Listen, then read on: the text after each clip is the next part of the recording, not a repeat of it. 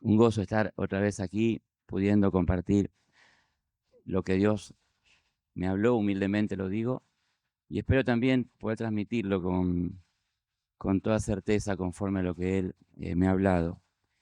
Usted sabe que para los que no me conocen y los que están acá por primera vez o hace poco vienen, como el pastor también testificaba en el momento de la cena, de temprana edad fuimos a la iglesia de Dios. Fui uno de los adolescentes que en su rebeldía empezó a ir a la iglesia, con mucha rebeldía, iba porque mi mamá me llevaba, a pesar de que de niño había recibido de Dios, y me costaba mucho aceptar lo que veía, y siempre lo quería cambiar. No entendía, por ejemplo, cuando se levantaba la ofrenda. Yo estaba sentado ahí y dije, ahora te sacan la plata, decía yo, ¿no? Y lo pensaba y me rebelaba frente a eso. Fue tiempo después que cuando conocí a Dios en su misericordia, que la ofrenda es para sostener la iglesia. La iglesia cristiana evangélica se automantiene, no recibe subsidios de otro lado y lo utiliza para poder mantener lo que tenemos y además extender en el amor de Dios a quienes lo necesitan. Y eso, cuando lo comprendí, me arrepentí todo lo que había pensado y me convertí en alguien que colabora, que participa, para que la iglesia pueda cumplir esa tarea. Y en esa visión de buscar a Dios, estaba orando en la semana, pensando en el mensaje de hoy, y entre tanto que uno piensa respecto a la iglesia, nos preguntamos, los que Dios nos llamó para servirle en distintos lugares, ¿cómo llevar la iglesia adelante? ¿Qué camino conducirse? ¿Qué camino tomar? ¿Qué tiempos? ¿Qué objetivos? ¿Qué metas? Y uno analiza y piensa por dónde caminar.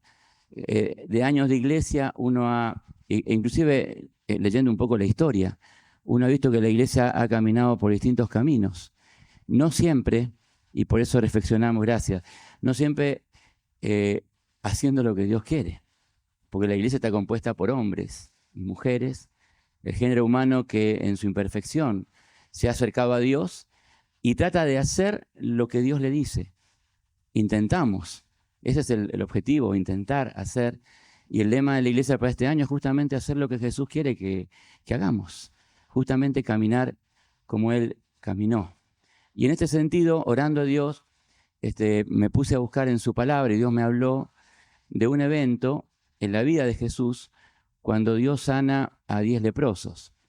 Una historia que quizá no la han leído tanto, está en el Evangelio, vamos a buscarlo de Lucas, capítulo 17, versículo 11.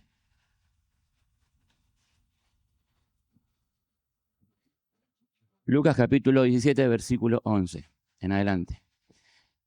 Esta palabra ocurre en pleno ministerio de Jesús y es justamente un testimonio de lo que Él hizo y lo que Él quiere que hagamos. Cómo Dios nos ve a nosotros, cómo Dios ve a la iglesia, cómo Dios quiere que caminemos, cómo Dios entiende, cómo Jesús, el fundador de la iglesia, nos enseña con hechos, con palabras que acompañan esos hechos, de cómo tenemos que hacer. Y este es el desafío. Y sin duda que Dios te va a hablar esta noche, porque Dios quiere hablarte, ¿sí? Además de enseñarnos, de mostrarnos el camino, Dios quiere hablar y participar de tu propia vida. ¿Amén?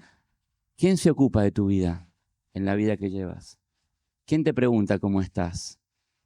¿Quién se preocupa de tu vida de verdad y te pregunta cómo te sentís? ¿Cómo te levantaste? ¿Lo hace alguien? Bendito sea si alguien lo hace. Y bendito sea si vos lo haces con otros, ocupándote. Y también en esta noche, aquellos que por ahí no tienen quien se preocupe de ellos, queremos buscar la presencia de Dios. Sabes que ayer estuve en el hospital Piñeiro visitando a una amiga de mi hija, a quien conocemos de la adolescencia. Esta joven se recibió de abogada, tiene 28 años nada más, vive en una familia muy humilde, con muchas necesidades. Y la visité allá en el Hospital Piñeiro porque hace 2 días atrás estaba perdida y no la encontraba. Estaba había dejado su casa, había dejado el celular en su casa, y no lo encontraban por ningún lado. Y apareció en el hospital, por así decirlo, ¿no? Apareció en el hospital. Resulta que esta joven, con una vida que desde que se recibió, una vida social muy activa, con muchas actividades. De hecho, dejó de ver a mi hija, eran amigas, pero bueno, empezó a vivir su vida. Se fue de la casa a las 3 de la mañana del jueves, dejando a su hijo en su casa, y se fue porque tuvo un brote, ¿cómo se dice? Psicótico. Ella se fue con una valija rosada, con un camisón, descalza, caminando por la calle. Impensado que ella pudiera vivir algo así. La policía la tomó, la increpó, qué estaba haciendo, ella se rebeló, se enojó y terminó en el hospital. Y cuando la fui a ver ayer, ella en su vida social tan activa, una chica muy inteligente, muy trabajadora, al menos de lo que uno podía ver de afuera, se encontró en este lugar. Y lo más triste, es muy difícil cuando ves a alguien con la que conoces y de repente verla tan perdida, tan en otro mundo. Yo pasé la sorpresa total a escucharla, a verla, y hablé con la policía que está cuidándola, porque tuvo una consigna policial, la tiene una consigna policial, y la policía me decía algo que me puso aún más triste. Me dice, nadie la ha visitado. De sus amigos, amigas, pareja, no sé, de su vida social, nadie la ha visitado.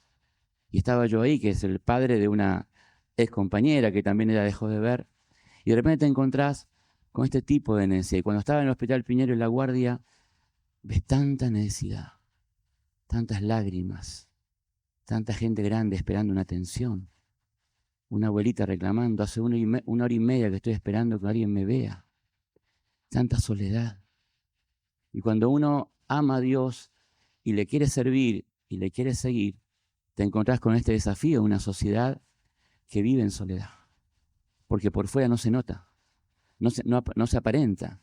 Hay un desarrollo en la vida cultural, ¿no es cierto?, y social, donde no se notan las miserias, donde no se nota el dolor, se simula todo el tiempo, desde el cuerpo que se mejora, el rostro que son últimamente muy parecidas unas de otras, a veces uno lo ve en la tele, ¿no es cierto?, parece que el médico es el mismo, perdón, es una broma. Pero uno ve tanto exteriorización en la sociedad de querer estar mejor, y de repente hay gente que está pasándola muy mal. Y es lo que Dios quiere enseñarnos, como iglesia, porque también nosotros tal vez la estamos pasando mal.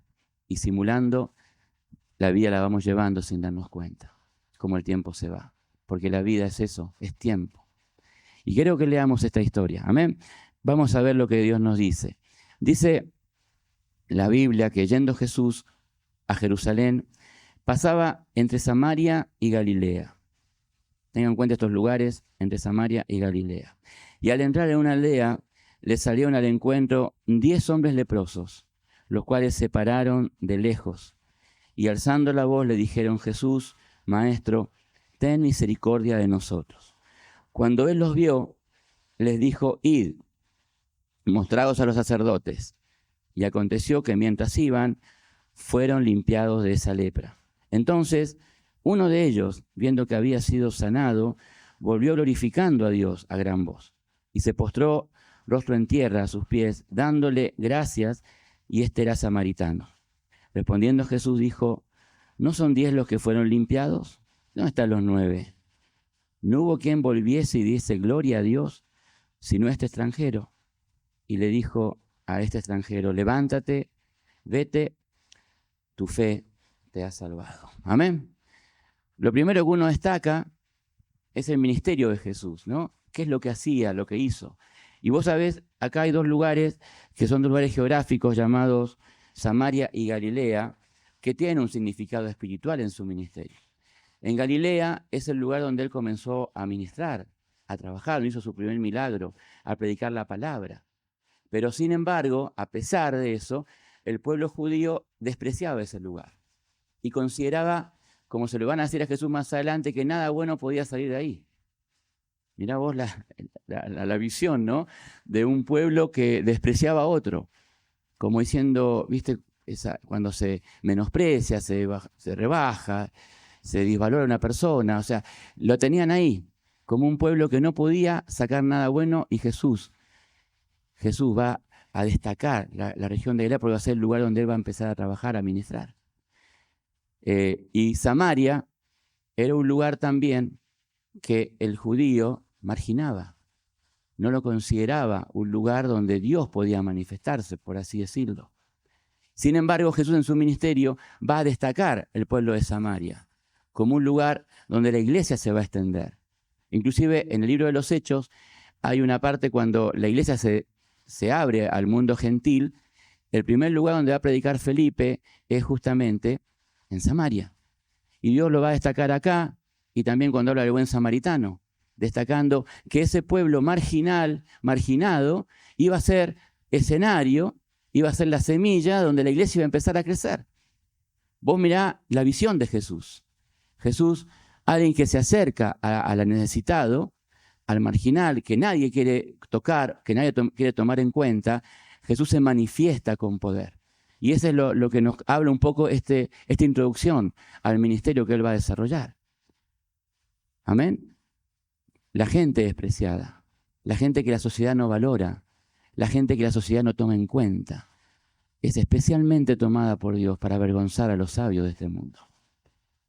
Especialmente aquellos que por ahí marginamos, porque no son tan importantes. Hablo de la sociedad, lo que piensa. De hecho, nadie se ocupa de ellos.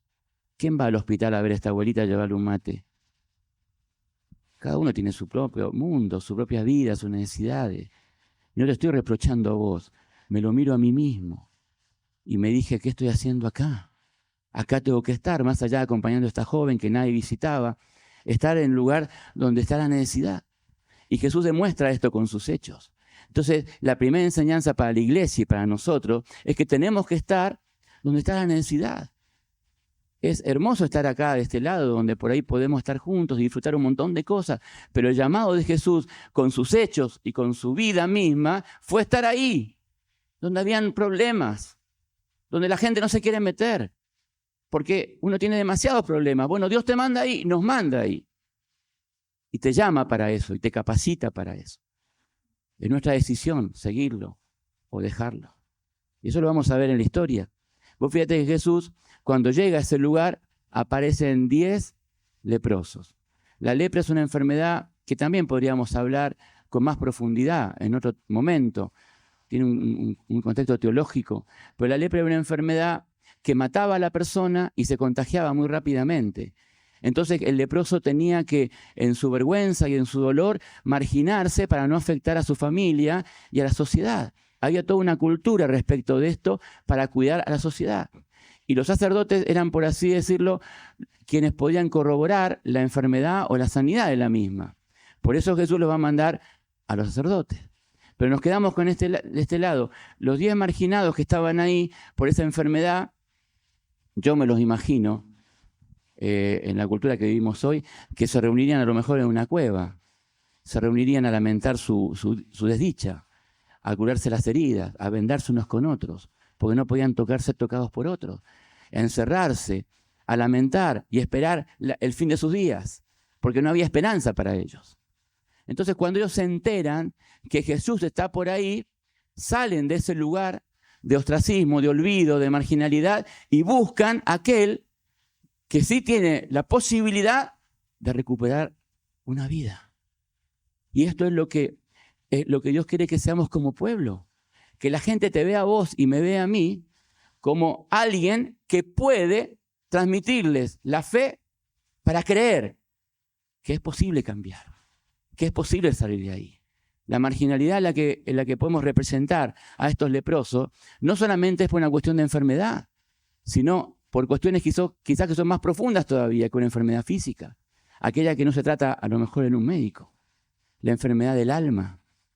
La soledad del alma, la vida que no tiene esperanza, que vive porque respira, pero no tiene idea por qué vive. Y vive engañado en un mundo, en una cultura de entretenimiento, de pasar el momento sin un propósito para vivir. Ese estilo de vida lo vemos todos los días y están ahí. ahí afuera, viviendo la vida como se puede. Y de vez en cuando aparece un motivo de oración, un motivo para venir a la iglesia, y por ahí es eso. Pero no conocen al autor de la vida. No lo conocen. Por eso la Biblia destaca que estaban de lejos. Dice, estaban de lejos. Y oro a Dios porque hay mucha gente que se siente lejos de Dios, aún viniendo a la iglesia. Personas que por ahí sienten que sus oraciones no son contestadas, porque su alabanza a lo mejor no llega más allá del ruido que puede sentir. Personas que por ahí no conocen ni perciben la presencia de Dios. No saben orar, o quizá oran acá, pero en su intimidad no lo hacen. ¿Por qué? Porque tal vez se sienten lejos de Dios. Conozco personas que se han sentido así, a lo mejor por sus propios errores. A lo mejor cometieron errores en el pasado y están en este presente diciendo, Dios no me tiene tan en cuenta. Mirá vos lo que el enemigo se encarga de predicar y hablarnos a la mente, como que Dios nos tiene ahí. Si no cumplimos lo que Él nos dice, si no estamos haciendo lo que Él nos dice, y si hemos hecho cosas malas, si pensamos mal, como me pasaba a mí cuando hablaba de la ofrenda, o sea, pensamos mal y estamos, claro, porque necesitamos a Dios, pero no nos sentimos cerca. No nos sentimos cerca de Dios, hablando con Él, escuchando su voz. ¿Y qué hace Dios frente a eso? Jesús los mira y escucha que ellos gritan. ¿Qué es lo que gritan? ¿Qué es lo que gritan? ¿Piden, sáname de la lepra? ¿Piden, respondeme esto, Señor? ¿Necesito que me ayudes con mi familia? ¿Qué es lo que piden? Piden lo único que le podemos pedir a Dios, por sobre todas las cosas, tener misericordia. Tener misericordia. Cuando alguien te pide un litro de leche, un vaso de agua, te está pidiendo tener misericordia de mí. Cuando alguien pide un remedio, cuando alguien pide una oportunidad, está pidiendo tengan misericordia de mí. Y a veces estamos demasiado ocupados para escucharlo. Tenemos otros objetivos como iglesia a veces. Esto es como, yo decía esta mañana, la iglesia está como en el Titanic. ¿Viste? Se está hundiendo y la gente tiene que salvarse, pero por ahí hay gente que está en el Titanic, si vos lo veis con cierta ironía graciosa en la película, que también lo dramatiza, la gente pedía tomar el té. Después que iba al barco afuera iba a tomar un té o un trago, sin darse cuenta que el Titanic se estaba hundiendo.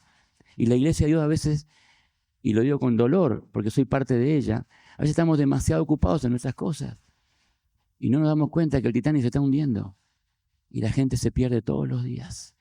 Y los gritos de desesperación se escuchan en silencio, porque la gente no grita muchas veces. En este caso, esta gente gritó y clamó a gran voz, Señor, ten misericordia de nosotros. Imagínate esa gente que tenía la única expectativa de muerte que estaba por delante. Nadie los atendía, había soledad, había muerte, y estaban ahí. Y ven a Jesús y claman a los gritos, ten misericordia de mí. Como también hizo una vez un hombre llamado Bartimeo, que estaba a un costado del camino. Jesús, hijo de David, ten misericordia de mí. Porque Dios es el único que puede tenerla. Y nos invita a nosotros a poder desarrollar esa conducta, esa actitud, esa decisión, para estar cerca de la gente que necesita. Estaba lejos y Jesús los escucha. Si alguna vez te sentís lejos de Dios, por lo que fuera, tu clamor siempre va a ser escuchado por Dios, aunque te sientas lejos. Por eso invitamos siempre a los hermanos y hermanas, vengan a la iglesia, vengan a buscar a Dios, vengan a orar, vengan a estar cerca de Él y clamen. No dejen de hacerlo, aunque nadie, reitero, te escuche, ese Dios te está escuchando. Amén. Y Jesús lo escucha y les instruye lo que tienen que hacer. Les dice, id, en forma imperativa. Id y preséntense ante el sacerdote y muéstrenle que van a ser sanados. ¿Qué pasó con estos hombres? En forma inmediata fueron. Mira, cuando Dios te habla, no lo cuestiones a Dios.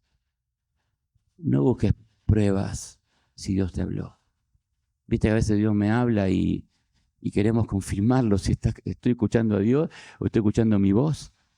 Es otra cosa eso. Orá, pero cuando escuches a Dios, no dejes de obedecerlo.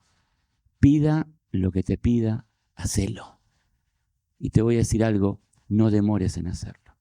La Biblia nos cuenta que los discípulos, los primeros discípulos, cuando estaban pescando y Dios los llama, dice, al instante dejaron sus redes.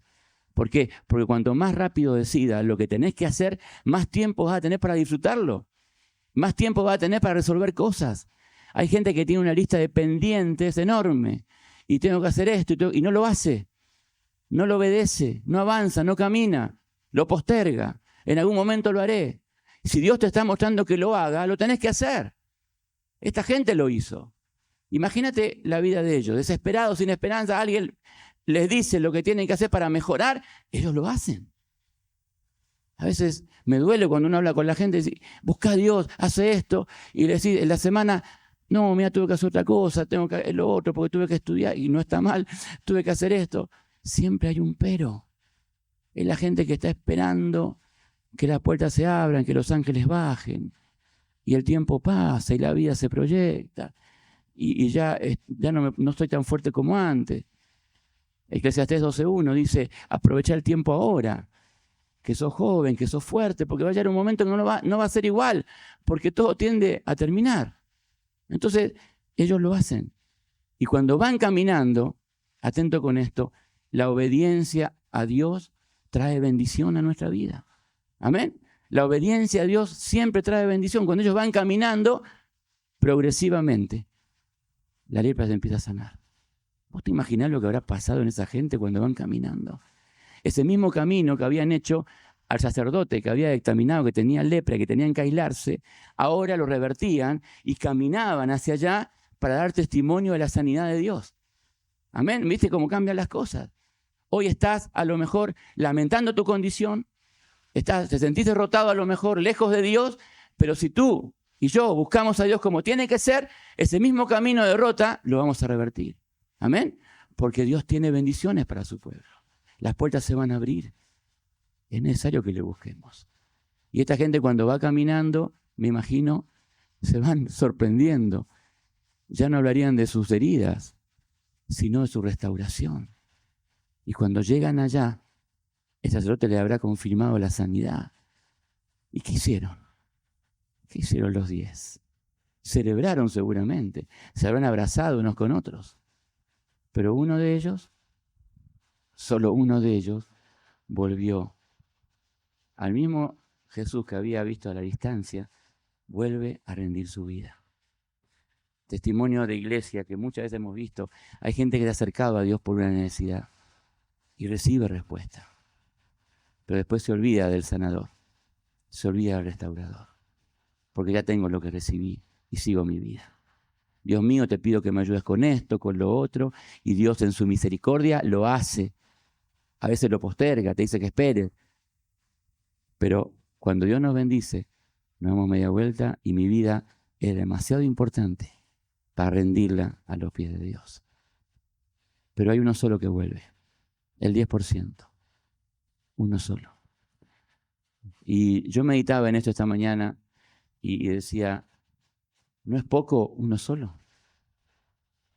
Por lo menos tenés que haber sido 9, algo más representativo. Pero ¿qué dijimos al principio del mensaje? En la visión de Dios, no todos los que son llamados serán escogidos. Es una minoría, generalmente, los que tienen razón. No es toda la multitud. Porque Jesús decía, es fácil decir Señor, Señor. Lo difícil es obedecer lo que Él te dice. Y yo quiero estar en ese 10%. Todos los días se lo pido al Señor, estar ahí. La ingratitud de los 9, atento con este mensaje de Dios en su misericordia, no anuló la misericordia y la sanidad que Dios les dio. Porque vos y yo podemos ser desagradecidos, pero nunca dejaremos de recibir la misericordia de Dios.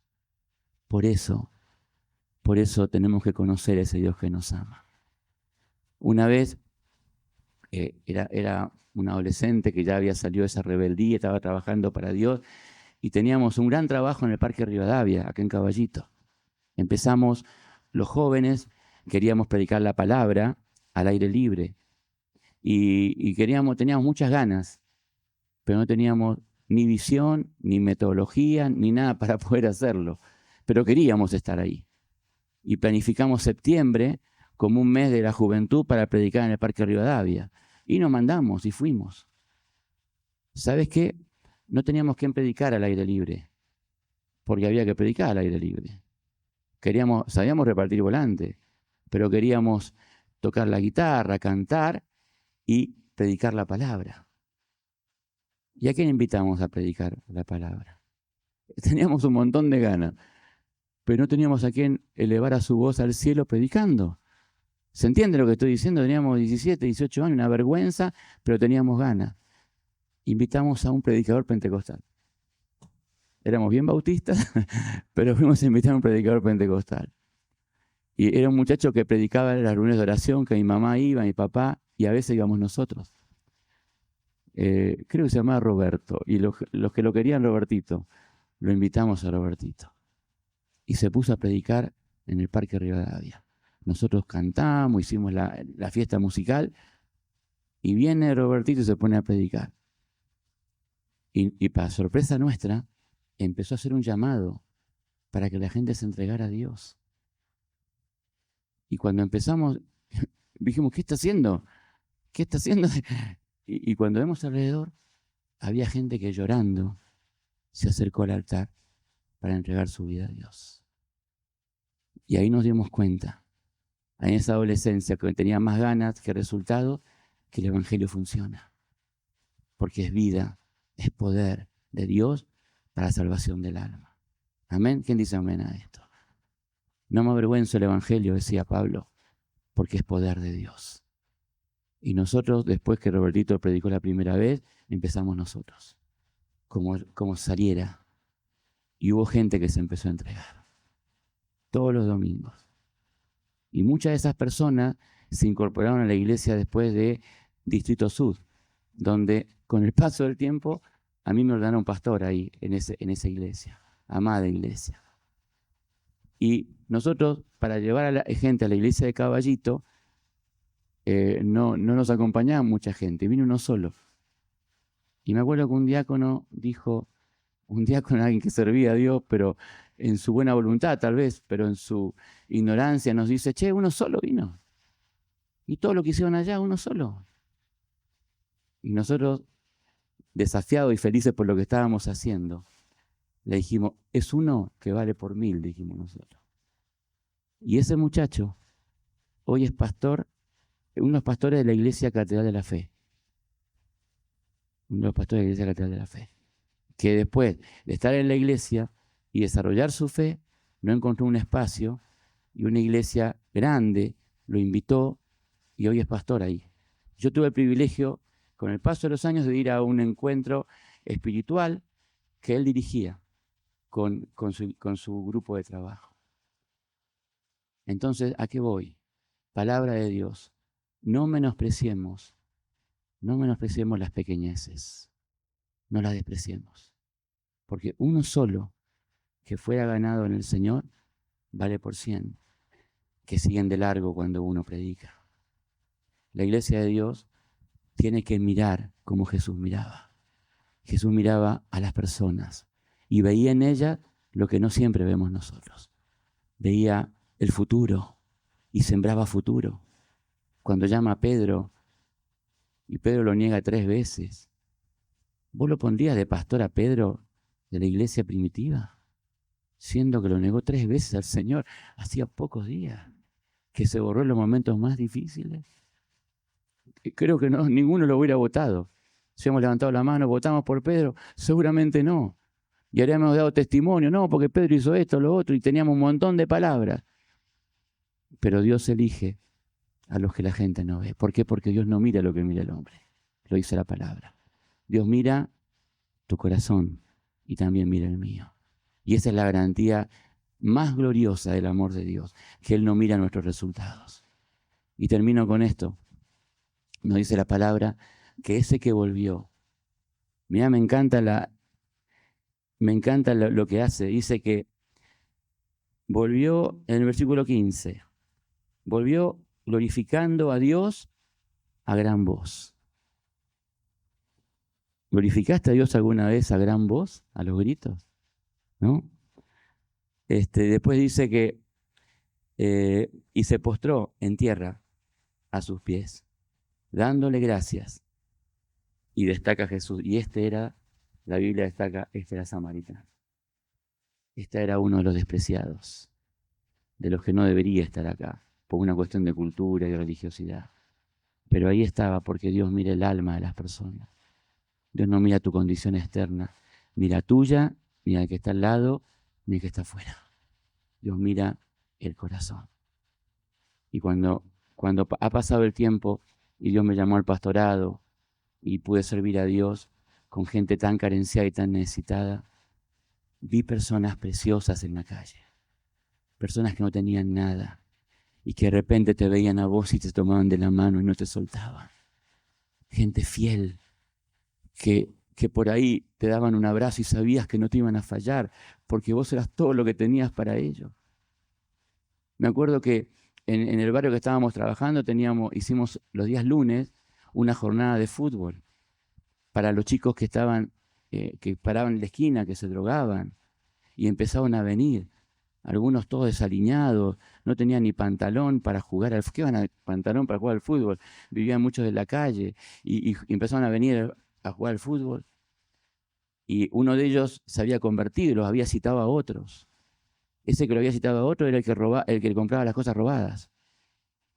Mirá vos. Yo una vez necesitaba anteojos, los había perdido. Yo te lo conté esto. Y estaba con ellos, y yo le digo, sí, me tengo que comprar anteojos. Y este muchacho que que compraba esto, lo que se robaba, me dijo, ¿te puedo decir algo? Sí. Me dijo, yo no te quiero, ¿cómo es que me dijo? No te quiero molestar en tus convicciones, pero vos, si aceptabas un regalo, lo podrías aceptar de parte mía. ¿Y vos qué le vas a decir? Sí, sí, claro, vino con una bolsa de anteojos. Yo le digo, no, no te ofendas, pero eso está mal, es el resultado de lo que hicieron mal. Y le expliqué y lo entendió. Y dejó de traficar pasacaser y empezó a invitar a chicos del barrio al tiempo. Ese marginado que por ahí dicho, no, pero vos no podés acá. Empezó a invitar. Mirá, te lo digo delante de Dios. Llegamos a tener jornadas de fútbol de 60 pibes. Y todos se juntaban alrededor y teníamos una palabra de predicación. Y claro, estaban todos esperando el fútbol, pero orábamos. Y de todos esos que recibía en ese momento, este muchacho me dijo, ¿vos sabés lo que significa para estos pibes que le des una hora de fútbol? Es una hora menos de drogarse, de pensar cosas malas, de tener una oportunidad de ser amado, conocido, abrazado.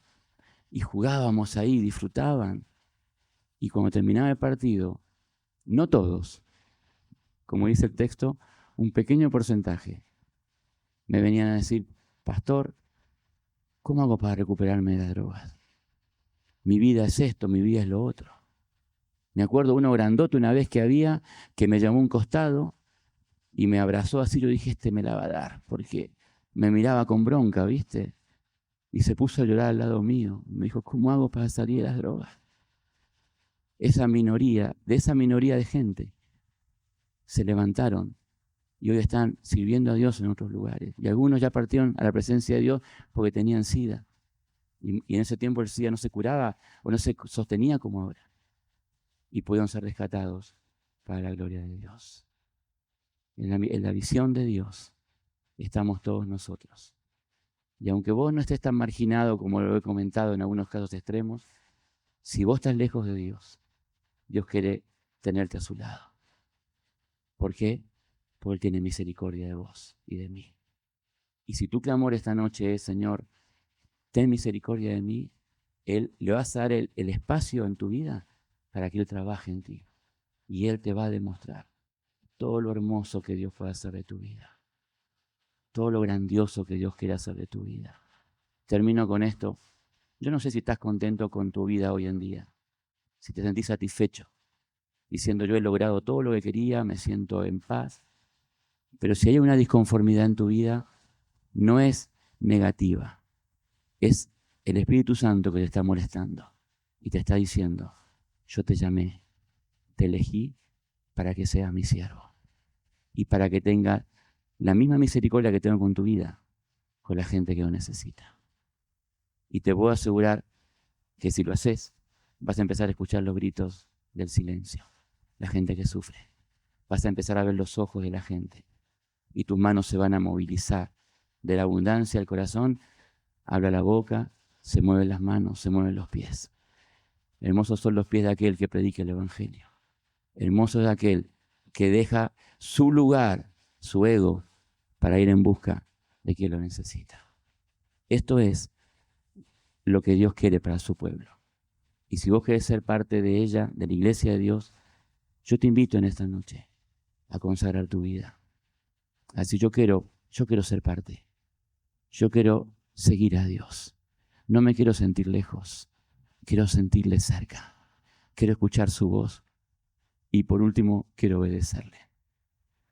Esta gente encontró la esperanza que nadie le daba, que nadie le podía dar en Jesús. Y le siguieron. Fueron sanados, pero uno volvió. Yo te animo a que seas parte de ese 10%, que al menos está reflejado acá, porque Jesús vino a buscarlo. Jesús en otro lado dice la parábola de las ovejas, 99 las dejó y fue a buscar la que estaba perdida. Ese es el amor de Dios, ir a buscar lo que se había perdido. Amén.